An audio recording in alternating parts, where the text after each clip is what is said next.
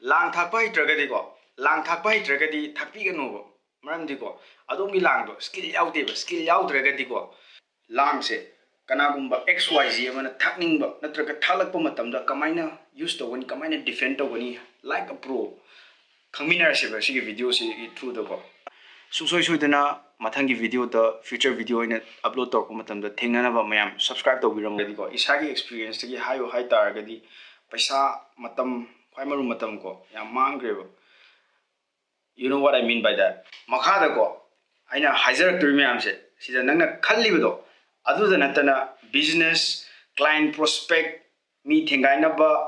even police ki interrogation gi mogi mong se kamaina mogi drill se kamain tawge ga se loina khangdune ba isa isa gi chana ga da mong da panbiyo sikadani na haija dis isa isa gi chana ga da mong da panbiyo business tor ga di nangi business tawga da mi du da panbiyo yam kana gani natraga leina salang thakpu di thang ten thorim tor yam thaidana ado mi lang thakpu matam da di kadang khenai mi lang thakpu matam da di sisina di ko mi lang thakpu matam da di wahugdo question toroga know understand and apply si mong da lai aduna question nai ba wahang hang base si instrument noina nang tools oina si nei ba mi lang thakpu matam da aduna ngasi tam du je mi lang thakpa kamaina question hangaga mi lang thak kamain toroga question hangaga mi lang thakani habse sina ngasi gi episode 1 ni ko aham video mathangda ai makata jar ki episode myam je ngasi gi video si goina di kamaina wang hangaga lang thakani haba hogdok podo lang thak ba habse ekta sat lang thak ya de question hangaga karamba type no khanga kan da lang se aduna question hangaga lang thak pa se sida question habse wang habse makal ahum thom khai de english ta hairgana open ended question ko open ended question ani subada calibrated question ahum subada close ended question ado mayam aina si hairga mayam gyan daramoi go ado tamna breakdown to jarke loijiba geng biu kai no di si video je khangda di lang thakpi ga no successful oiro sungoi oiro bo ahan bada open ended question hairga di akoina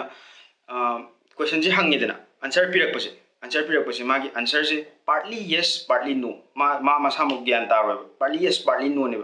samna hairba example on pizza ke ko already ma'am example se yingminar se why do you think you are a good person na hangiba nang kaido bagi da makta afaba mi oirino hangiba answer piraka da mi se magi goodness to adu proof to no bahona rani what are the good things in me have se khan bhawani magi biren manung se to ko or mo payai da cases to chances to mana fatre na hire se I'm not a good person I'm a bad person mana bad oi bagi reason ma'am to break down to rani reason ma'am to high na bona rani no the proof to no bona rani kari proof to no bona kani have kana ma do ke do bagi fatre no blah blah blah ai si fatte si o si maram sina fatre ni have do proof to ani buko taseng na no wanda dakata ai si ma fai amasung fatte dura natte man just open up to ma open up to ga magi nungi wakhalon haidor podo adune you are buying his time anna ma matam lora ani ma open up to ma fai fatte adu dakata de ngon da kasu dakata de ma open up to podo ne sida yamna important noise take note of timing mana open up to drikan da ko nangi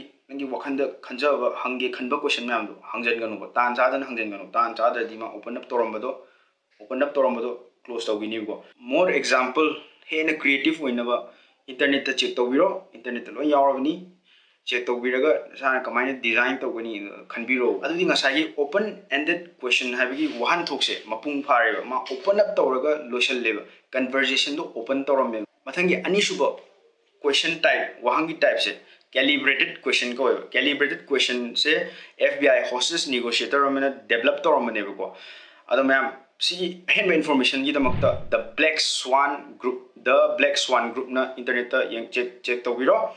adu da aina haini ba misakse kanano do khangba ngamani bugo mayam calibrated question na je ngasagi open ended question duga khara makhai di manai ba adu kitang da khenai ba sida di calibrated question da di nang share phala da ola ni ba you will examine his quality quantity magi wakhalon lomak sida kitang khangba horani bugo adu ngasagi open ended question da fazana open up toraba calibrated question da suma fazana open up torokani ba open up tawgiba open ended question da open tawgiba point to valid oina proof tawna bagi da makta ma open up calibrated question da su open tawra ani bugo calibrated question hangaba mana katang open up tawrabako sigi matang sidagidi mise apangba mira asingba mira natraga straightforward simple oba mira ase kitang judge tawba yar ani bako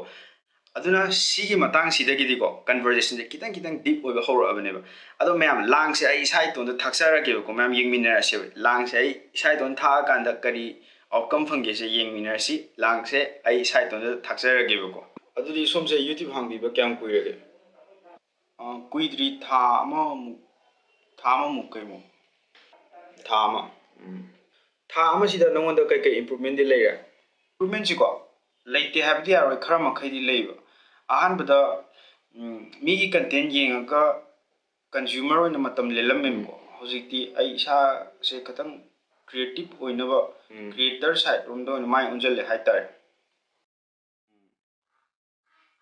ani subada ko ai health sida khanjan ba hore ko aduna fat loss si matang da yamna kanna matha sari hai tar health conscious ahum subada ko diet se improve tawbada natana workout fazana tawbadagi ko kilo ani gumba taba ngami hai tar that's very nice hard working makata view last ko agi improvement se success khatang phaja thok lakpa male ko success khatang phaja tholakpa male hauji kan se oh somje sak phaja khaleba liar asum tawdana mi adugi quality do kitang khangba hora ni ba ahan bada open ended question ani subada calibrated question ahum suba question sidi kaino haba kanda close ended question si close ended question close ended wahang si answer sidi ko fix oi ni ba yes or no si sidagi hen leite ba answer se yes or no haba se sidagi hen answer leite ba ko example in harabada mahesh ojabi mo no tom haireba tom hairaga su nangi answer do my answer do yes no ne ba khamra yes na te ba no ne ba na sigumba answer sidadi ko yes natraga no sidagi hen leite ba sidagi di mase karamba type no do khangba horabani na magi apamba area magi apamba topic interested area sidang chunga question ji hangba horani ba question ji chunga hangba horaga magi response kadai da na hena karamba topic da na hena karamba field na hena mase respond to ke sina yeng du ne ba sida haifet counter toram da ya de to make sure nangi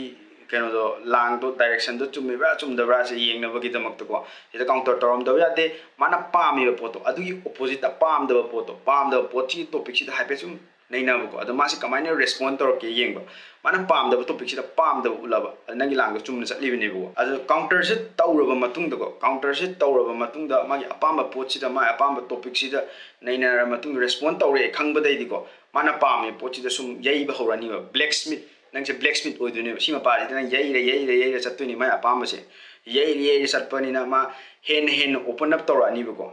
kitang tamna tawbiu yam man ba si su phatta bani khara design tawraga internet ta khara research tawraga khara yenga example si yenga khara creative oibana sagi creative oiba mong da khara khalle na ko aduga question jan mangjong na set tawraga apply tawsan ba kai da sum apply tawraga kamaina response kamaina tawge adu oiragadi nana thaiba lang do sung soi dana successful oigani ba adu mayam ngasi di si kitang ka dani ko na ja kitang ka dani ngasi ain hajar je wahangi ni ko makhata ba video da kharaga henna kuthara khige ba aduna mathangi video da amu thengnar se ba subscribe to karam ganu